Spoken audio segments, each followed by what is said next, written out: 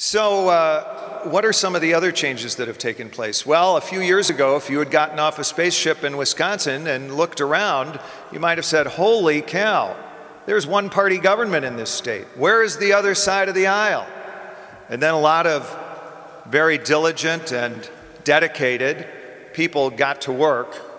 And now you look at a Wisconsin that is not only transformed internally, but as it did 2 generations ago with some very big names like Paul Weyrich and Fritz Reince, Bob Kasten, Wisconsin has once again leapt to the forefront of public policy discussion in the United States of America. Not just because a congressman from just north of the line came up with a very serious budget proposal that last week was enacted by the United States House of Representatives, not just because of a governor who has taken some slings and arrows for what he considers to be a very principled stand on behalf of the taxpayers of the state of Wisconsin, but because from Wisconsin we're now seeing leadership for the grand old party in the person of our speaker. Ladies and gentlemen, Chicago really welcomes and wants to get to know our speaker this morning, the new chairman of the Republican National Committee, Reince Priebus. Reince, come on up.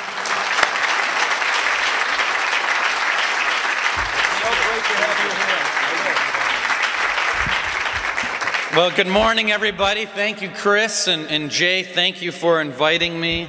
Quite honestly, I think it's a gracious invitation. I realize that we are not far from the Prudential Building, and we know whose campaign is over there, and we're not too far from the Federal Building. We know who's living there and who might be going to jail pretty soon. So, quite frankly, it is an honor to be here. I did want to say, I wanted to recognize a couple people real quickly, and obviously to Chris and Jay, thank you. Your state chairman here, not only is there a Republican Party in Illinois, but it is one of the best and most and well-run Republican parties in the country. You may not know this, but when it comes to voter-to-voter contacts, door-to-door operation, phone-to-phone, absentee ballots, chase calls, there was not a state in the country that did more of that, and this is all tracked over the internet, so these are not, no one can fake the numbers. Not a state in the country did more than Illinois, and this chairman here is one of the best in the country. So Pat Brady, thank you for everything you're doing. The secretary of the entire Republican National Committee is your committee woman, Demetra DeMonte, and your ambassador, Rich Williamson, is your national committee man. So you are very well represented on the Republican National Committee. You're right, Chris. The cheeseheads have had a pretty good run. Paul Ryan leading the debate on the budget. Ron Johnson, who defeated Russ Feingold, and then I'll skip over the Packers winning the Super Bowl. We'll go past that one. And then Scott Walker. So obviously, I think that we have a lot to build on, and you're right. I think Wisconsin is in part leading the country in these policy debates, and I'm just happy to be part of that, I think, cheesehead revolution, you could say. It's true. My name is Reince Priebus, and I know it's a bizarre name. I can promise you all that I'm about as normal as they come. I grew up in Kenosha, Wisconsin, just up from you. You know, people tell me, they ask me about how do I got my name, and I tell them, look, I've got a Greek and a German for a parent. So, you know, you could say it's a bit of a cultural disaster. So, I was at one event, and someone pulled off my lapel sticker, like you all have on. They said, look at this. If you take the vowels out of your name, you get R and C, and it gets better. Last name PRBS. So, I mean, I know God has a sense of humor, but it's a little much. Well, for more than 100 years, the City Club of Chicago has been the stage for open debate, honest discourse, and informed analysis of affairs affecting not only Chicago, but America. This is a nonpartisan forum with a distinguished history of facilitating the exploration and exchange of opinions on the important issues of the day. And it's in that proud tradition that I join you this morning, and again, I appreciate the invitation. So allow me to say at the outset, I'm not here to try to convert any of you Democrats into Republicans, although, Pat, you have the sign-up sheet ready to go as people leave. But I'm here to try to create and cultivate a dialogue about the economic future of this country and about the choices that lie before us. Why? Because I believe that we're at a crossroads. I believe that we face a historic choice about the future of this country that all of us, Democrat, Republican, that all of us love. And I believe that the economic decisions that we make today will have profound implications for America and for the America that we leave to our children and our grandchildren tomorrow. Above all, I believe that we simply cannot afford to get this debate wrong. The stakes are too high and the consequences are too real. I'll be blunt. It is my job to help defeat Barack Obama in 2012. And I know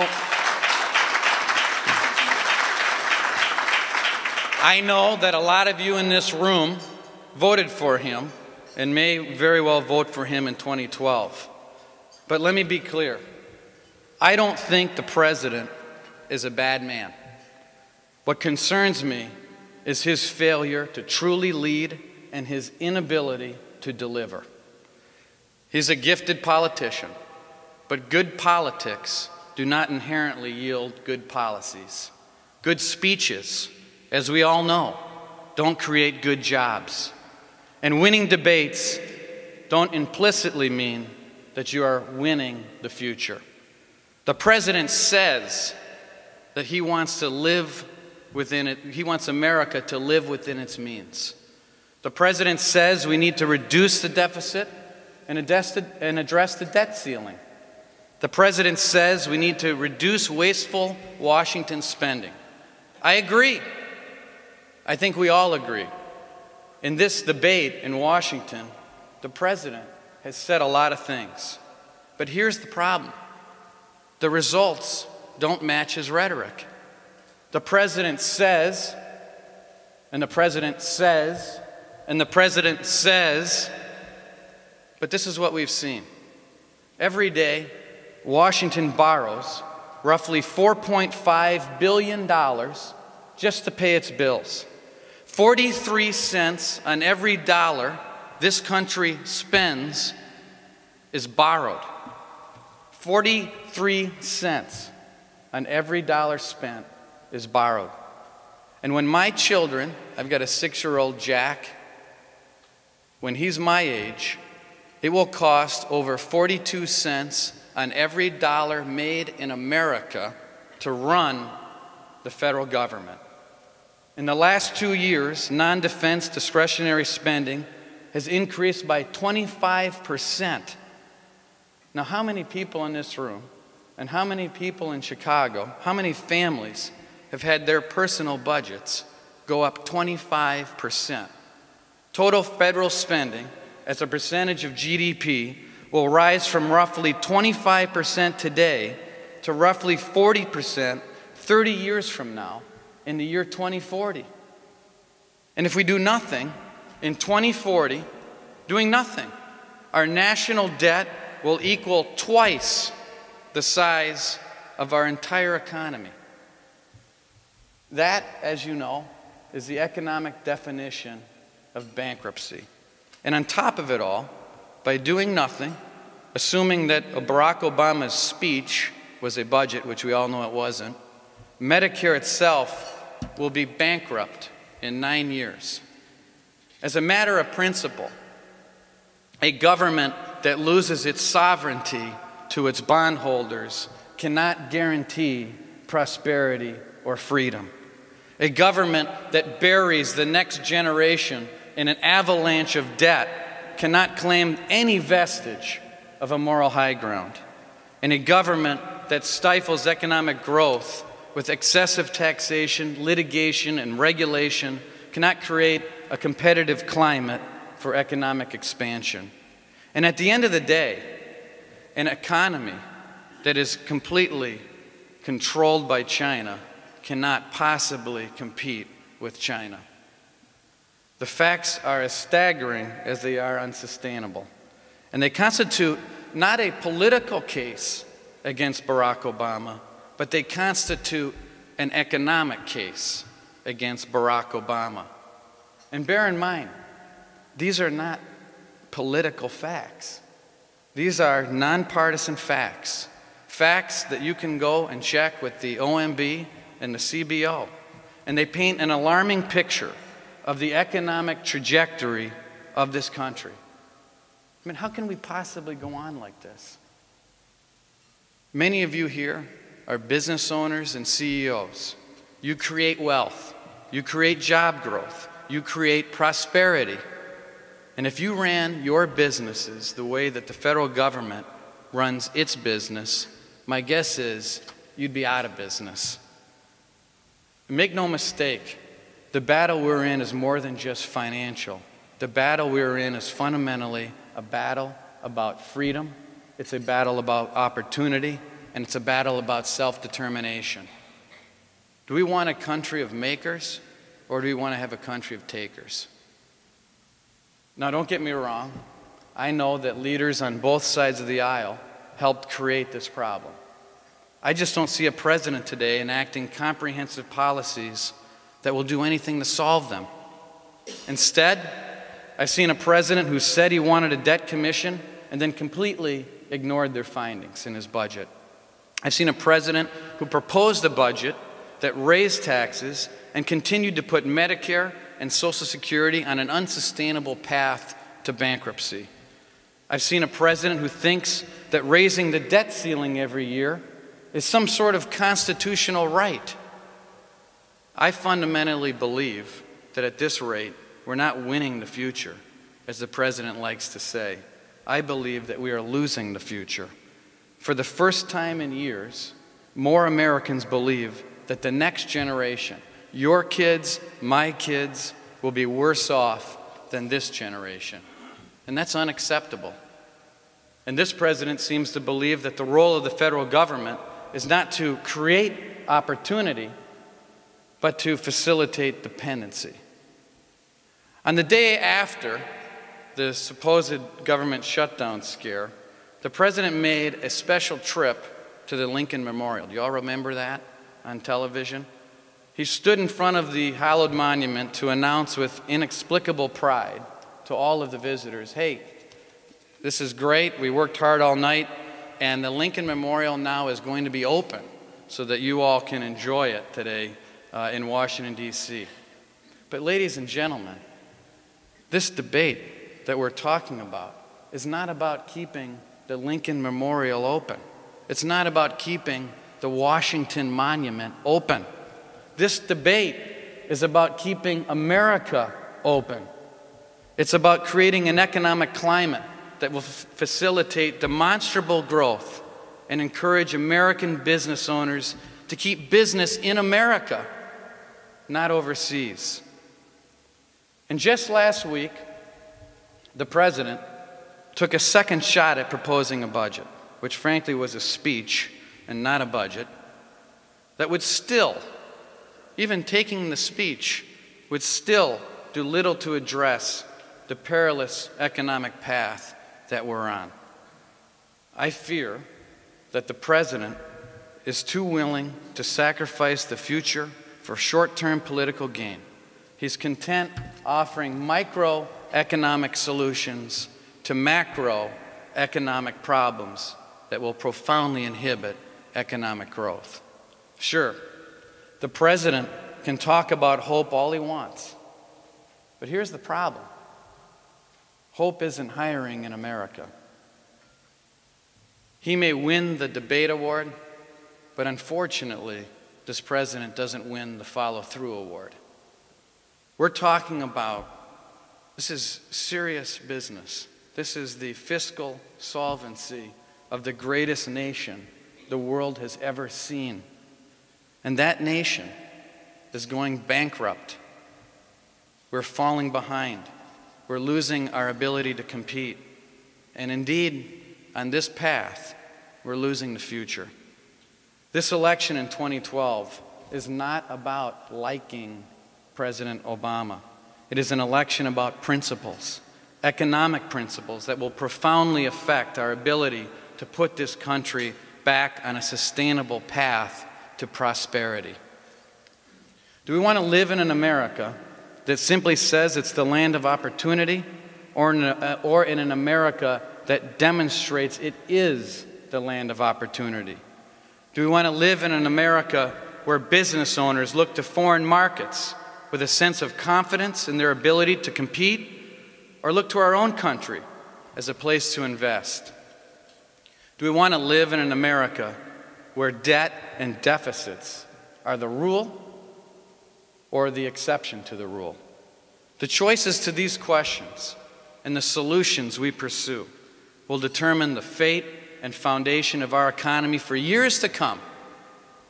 And a new brand of Republican leaders in Washington are working to implement those solutions. They're trying to make the hard decisions today that will avoid us having to make the harder decisions tomorrow. They're working to cut $6.2 trillion in spending relative to the president's budget, cut the corporate tax rate down to 25%, cut the national debt by $4.7 trillion, and they're also working to reform the job-killing health care law and reform our broken tax code to bring government spending down below 20% of GDP by 2015 and 15% of GDP by the year 2050. These Republicans are committed to lifting the crushing burden of debt, fulfilling our moral obligation to provide health and retirement security for all Americans, and fortifying the foundations of economic growth and job creation. Indeed, I believe that these are the right answers to the right problems that will put America on the right path for the years ahead. And more than anything, these Republicans say what they mean, and they mean what they say. Above all, they're governing like they campaigned. What they pledged on the campaign trail is what they're delivering on Capitol Hill and the State House. You know, the other day, my 6-year-old Jack said, "Dad, are you President Obama's worst enemy?" I know, he's a pundit in the making. And the truth is, no. I respect the president. But the fundamental fact is, I don't think he's been an effective leader. And I know I'm speaking this morning in the president's backyard. But even an objective observer must conclude that the wrong things are on the rise in America. Taxes, deficits, unemployment, healthcare costs. The number one priority right now must be job creation. And this president simply has not delivered. Unemployment's not below 8% as he promised. The stimulus bill didn't create the new jobs as he promised it would. And I believe, unfortunately, that this country is not better off now than it was 3 years ago. And on the current trajectory, I don't believe this country will be better off 3 years from now on its current path. It's my belief that we have a responsibility, Democrats and Republicans, to get serious and earn America's trust back day by day and bill by bill. Ultimately, it's my job to help elect a Republican president in 2012. But it's my job also to elect a Republican president who can deliver meaningful economic results. My job is to help elect a Republican president who will enact common sense, comprehensive fiscal policies that will help your businesses be more competitive, grow, and prosper. And so, in the days ahead, I ask you to look not at what Republicans are saying, but look at what Republicans are doing to put America back on a true path to prosperity. Thank you. I appreciate everyone inviting me. Have a good day, and God bless you. Take some questions? Oh, sure. My name is Paul Green, your friendly moderator. This is Ginny, the friendly bringer-upper of questions. On your table, you have question forms. Write a question out. By the way, we have some professionals here. Big print. Good. That was a very good speech, and since I'll ask the first question, is Florida going to abide by the National Committee's decision not to hold its primary in January? All right. Then we'll get to the policy stuff. Let's, you know. Tell them what's going on. Sure. Well, over the last, since Carter's been president, both political parties have been working on a way to help bring some sanity to the primary process in choosing partisan candidates for president. So in 08, obviously we had I would say quite a bit of chaos over choosing presidents on both sides of the aisle. And both parties decided that they would try to enact some rule that would put states in a system of voting that created some semblance of order. So for example, the rule states that in February, and the only 4 states that can hold their primary in February are Iowa, New Hampshire, South Carolina, and Nevada. And every state that was currently in that February window had to move out of the February window, and every other state could have their primary after the first Tuesday of March. That's basically the rule. You're referring to Florida, and I think that Florida is going to fall within the window appropriate to keep from having an avalanche of states, so that we don't want to have campaigning over the holidays in December. I think that we all had a little too much of that in 08, and we're doing everything we can to work with Florida and helping them and talking to them about the rule and figuring out a way to make them and to work cooperatively with them to get them into the appropriate window and out of the February window, avoid chaos in the primary election. Remember, you're in Chicago. Bottom line, they haven't shown the white flag yet. They haven't shown the white flag yet, but I don't expect them. Try not to approach it that way. Yeah, that's right. I understand. Enough said. Enough said. Yeah. Remember, you don't get appointed, right, to office, right? You have to run for it. All right, here we go. Ken Griffiths, Wolf Point Strategies. John McCain got 149,000 votes in Chicago proper. Obama got a few more. All Republican leaders have chosen not to organize in Chicago. We are merely a donor city. Will you change this? Well, I don't really look at it as donor city or Cook County. I mean, I look at it as the state of Illinois as a whole, and we're not conceding Illinois. I mean, we have a Republican in Barack Obama's Senate district.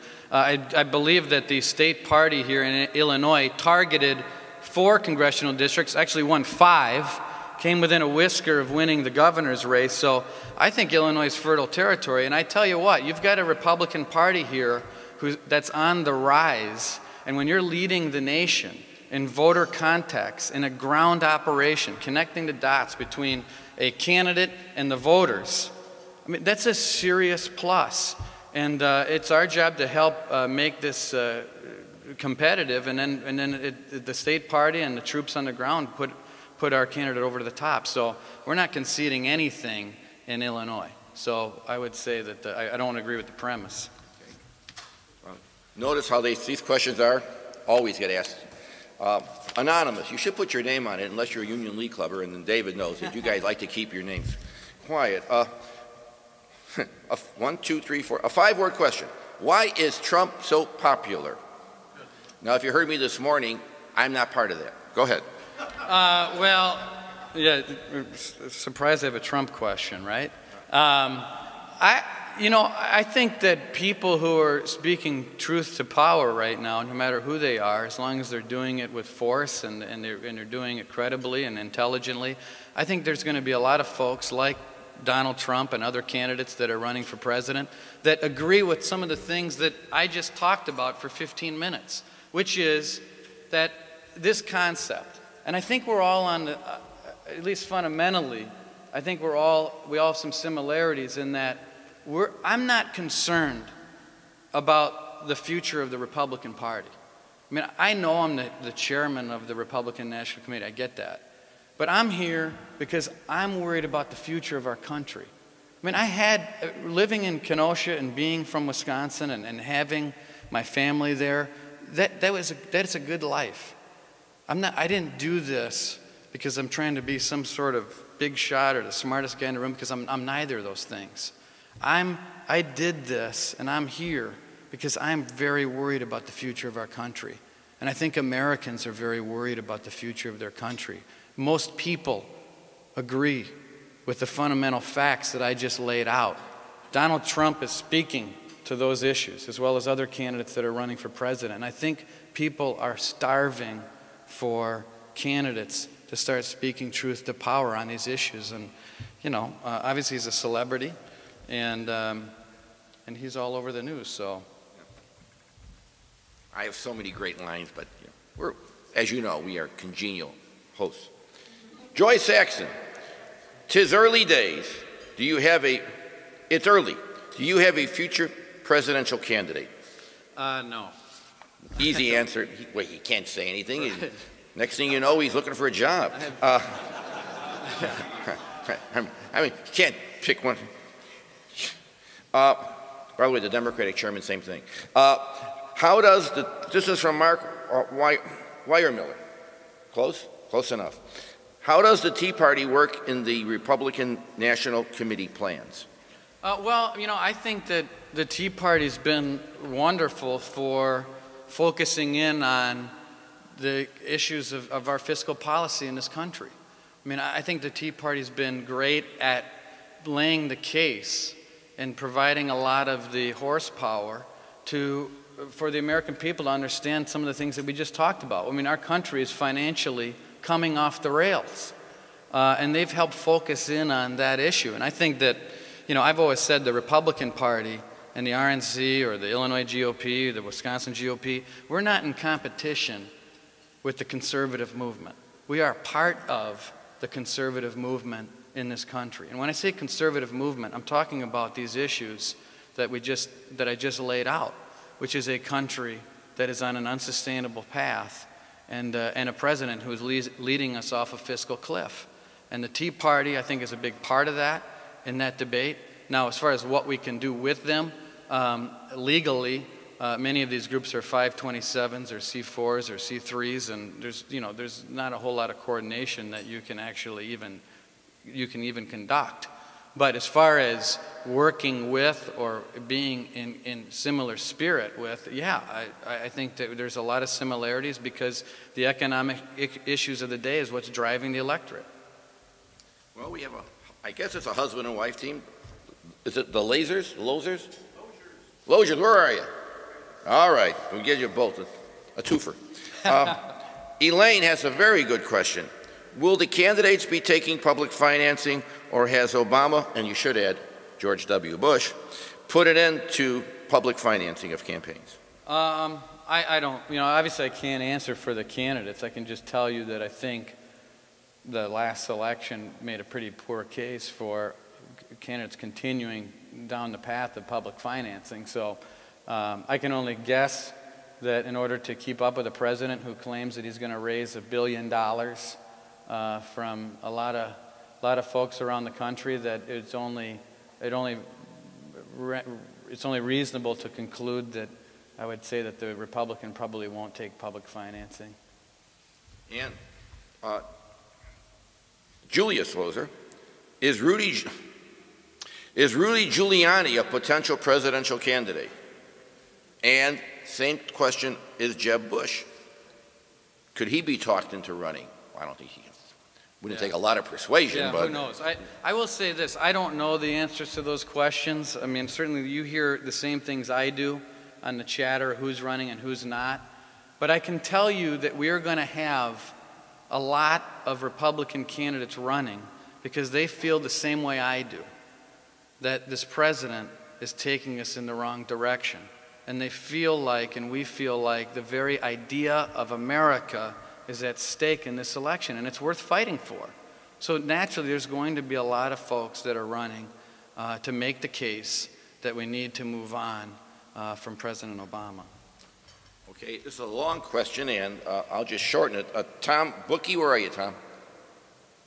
Okay, Tom. Now, don't you laugh, Roebling. What has happened to the Rockefeller Republicans?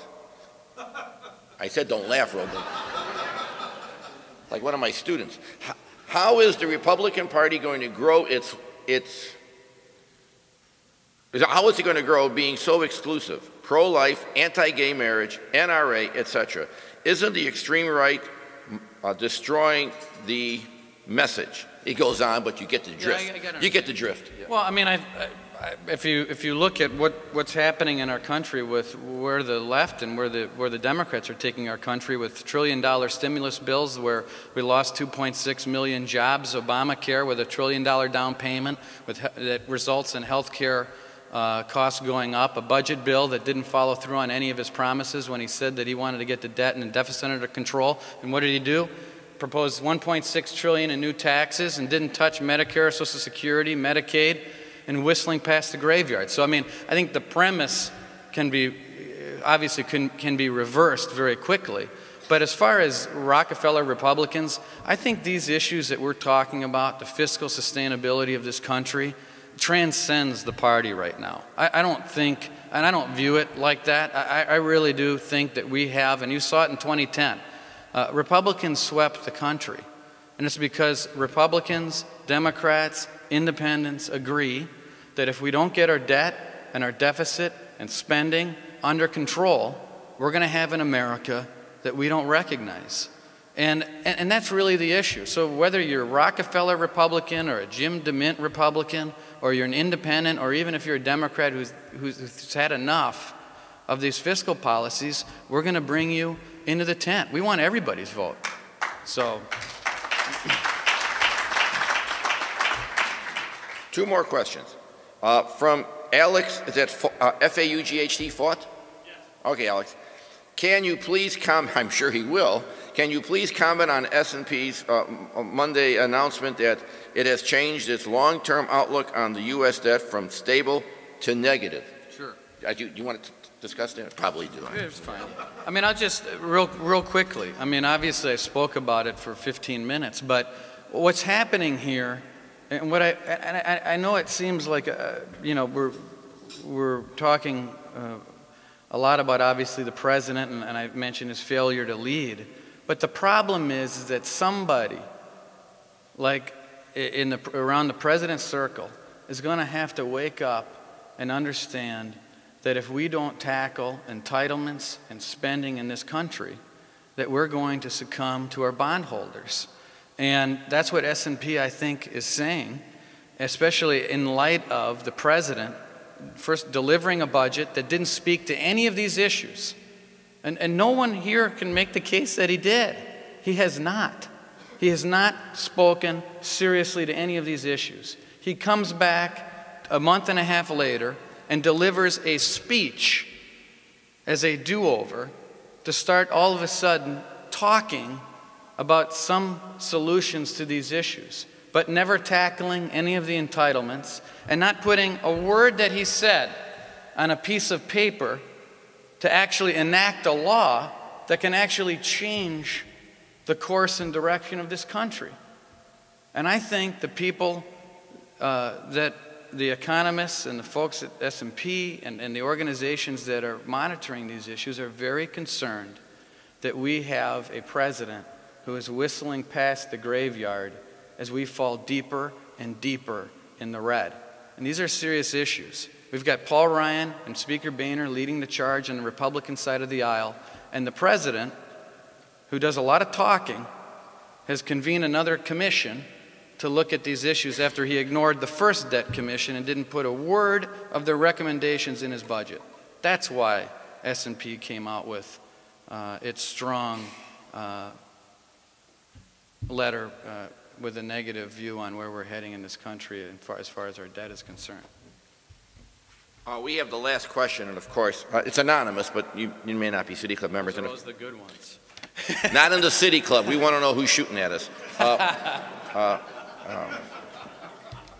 And it's, of course, it's about Wisconsin. And I certainly can't let that go by the way, for those of you historically minded, if Daniel Pope Cook didn't do his job, we'd all be part of Wisconsin. Just think of that. And that should curl your hair. Have Chicago in Wisconsin? All right, here it is. Now, I have to edit some of this because I don't quite understand the last part. We've heard a lot from the left about true democracy in Wisconsin. Last week, someone broke into the office to recall a Democratic senator, is that right? That's right. Who had left the Capitol. They destroyed over 150 signatures. By the way, Waukesha County, Wisconsin. I'm volunteering the Chicago Board of Election Commissioners to come up there, and how do you misplace 14,000 votes? Even for us, that would be a... We'd have the National Guard there, and Rick, where are you, Pearson? Cass's hair would be curling right now. We would not, he'd be like a little Greek tornado. All right. They destroyed over 150 signatures of voters who preferred for a recall. Is that all true? I think it is. Well, just comment on Wisconsin, Governor Walker, the protest, that minor disturbance they've been having up there in Madison, the People's Republic. Just give it a shot. You bet. You bet. Well, first of all, on the ballots, we didn't misplace 14,000 votes. It just wasn't sent in the night of the election. Was he a Republican? Yes. However, I will say that I do believe the debate in Wisconsin is a debate that the American people are ready to have, and they're having the debate, whether it be in Indiana, Pennsylvania, Ohio, New Jersey, and it's a debate over what kind of country, what kind of America we want to have. Do we want a country of more people riding the wagon or more people driving the wagon? I mentioned it in the speech. Do we want a country of makers or do you want a country of takers? 47% of households didn't pay federal tax last week. You know, and what's going on in Wisconsin is a state government that is completely upside down and near bankruptcy, and you know all about that.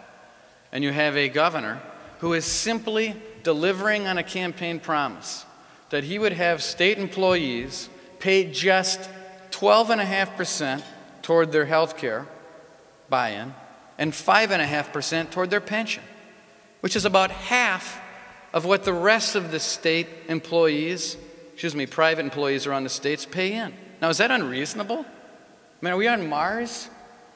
These are reasonable things to do in order to balance a budget. Or should we go down the path of your governor and raise every single tax on the face of the earth and come back for more?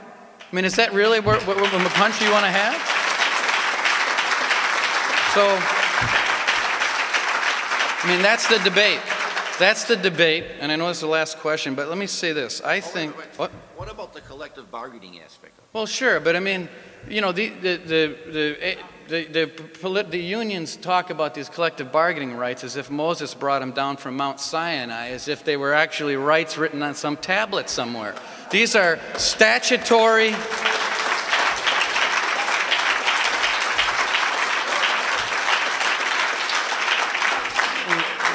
These are statutes that can be amended, rewritten, unwritten, changed, and, you know, and he's following through on his promises. It's not like Scott Walker said during the campaign trail, well, everything's going to be on the table, guys. No. He said 12.5%, 5.5%.